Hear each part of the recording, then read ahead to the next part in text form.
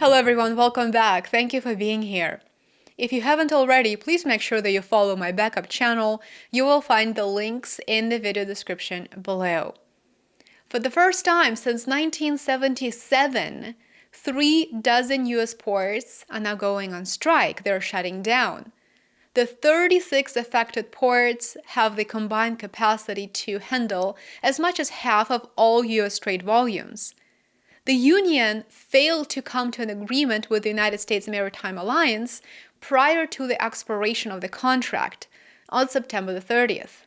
Today is October the 1st, and this is just the beginning of what may become a truly catastrophic event for the United States economy. The head of the union vowed to stay on strike, quote, as long as necessary. For reference, shipping congestion resulting from a week-long strike would take about a month to clear. As of midnight October the 1st, container cargo, car shipments through ports came to a halt.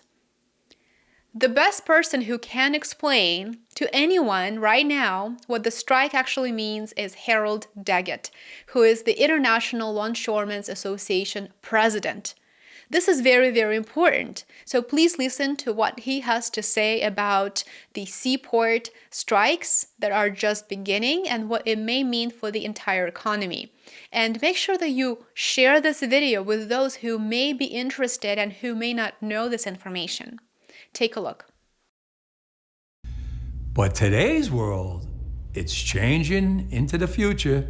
They're not making millions no more. They're making billions. And they're spending it fast as they make it.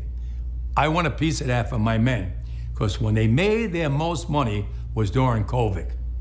When my men had to go to work on those piers every single day, when everybody stayed home and went to work. Not my men. They died out there with the virus. We all got sick with the virus. We kept them going. From Canada to Maine to Texas, Great Lakes, Puerto Rico, now the Bahamas, everybody went to work during COVID. Nobody stayed home. Well, I want to be compensated for that. I'm not asking for the world. They know what I want. They know what I want. And if they don't, well, then I have to go into the street and we have to fight for what we rightfully deserve. These people today don't know what a strike is. Right.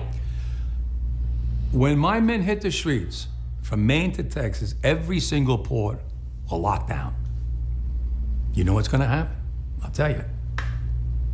First week, be all over the news every night, boom, boom. Second week, guys who sell cars can't sell cars because the cars ain't coming in off the ships. They get laid off. Third week, malls start closing down. They can't get the goods from China. They can't sell clothes. They can't do this. Everything in the United States comes on a ship. They go out of business. Construction workers get laid off because the materials aren't coming in. The steel's not coming in. The lumber's not coming in. They lose their job. Everybody's hating the longshoremen now because now they realize how important our jobs are. Now I have the president screaming at me, I'm putting a Taft-Hartley on you. Go ahead. Taft-Hartley means I have to go back to work for 90 days. That's a cooling off period. Do you think when I go back for 90 days, those men are gonna go to work on that pier? It's gonna cost the company's money to pay their salaries. Well, they went from 30 moves an hour maybe to 8. They're gonna be like this. Who's gonna win here in the long run? You're better off sitting down and let's get a contract and let's move on with this world. And in today's world, I'll cripple you. I will cripple you, and you have no idea what that means. Nobody does. A strike is shutting down 5 of the 10 busiest ports in North America, and a total of 36 ports along the East and Gulf coasts. The last time when something very similar happened was actually more than 2 decades ago in 2002. At that time, an 11-day strike on the West Coast cost the United States economy close to $1 billion with a B, billion dollars every single day. But that is not even the worst part. it resulted in 6 months worth of backlogs, because even though ships can be rerouted, and they were rerouted at that time too, the number of individuals who are working in those alternative ports that were open, it didn't change. So rerouting isn't exactly an ideal fix. It's not going to fix it. It is a band-aid. That was nothing compared to what is happening right now, what is beginning right now, with as many as 85,000 members of the International Longshoremen's Association walking out. What do longshoremen do? Well, they're actually the ones who move cargo between ships and trucks. Well, in other countries, this process is very automated. In the United States, it is not. So something to think about. With billions of dollars sent overseas to wage wars, our logistics is decades behind that of China, for example. I'm sorry to break it to you, but it's true. So no new imports will be unloaded from cargo vessels from this point on. Just a 1-week strike of this magnitude by the United States dock workers could cause several months of delays and cargo rerouting.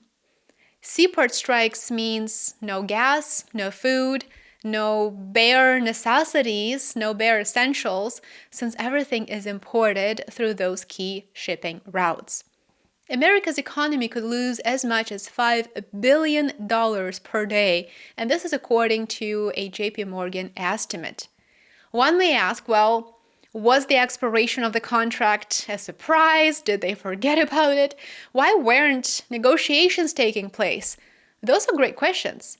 Seaports were aware of the expiration of the contract, and they actually attempted to negotiate with the union. Negotiations failed midsummer, and everyone started to prepare for port strikes as they appeared to be unable to come to a solution. Financial Times writes, official negotiations never resumed. Executives and economists assumed Washington would intercede, as it did to prevent a freight rail strike in 2022, but the White House said last week they would not prevent labor action at the ports. Trade groups representing retailers, restaurants, manufacturers, food producers, and even fashion designers were urging the current administration to reverse their position. Of course, the current administration did not reverse its position because, well, I guess we are just left to guess and to assume exactly why they did not facilitate negotiations to make sure that a catastrophe of this magnitude is averted. This strike will impact everything: food prices, gasoline prices, shipping costs domestically to local grocery stores.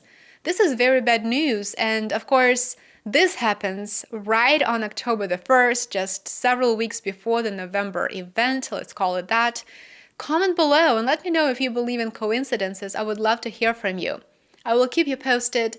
Please remember to give my alternative channels a follow if you want to stay connected, just in case.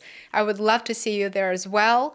And make sure that you share this video with those who may need this information to prepare. Thank you for watching. Remember to like, subscribe, and share. And I will see you in my next one. Have a great rest of your day. Take care.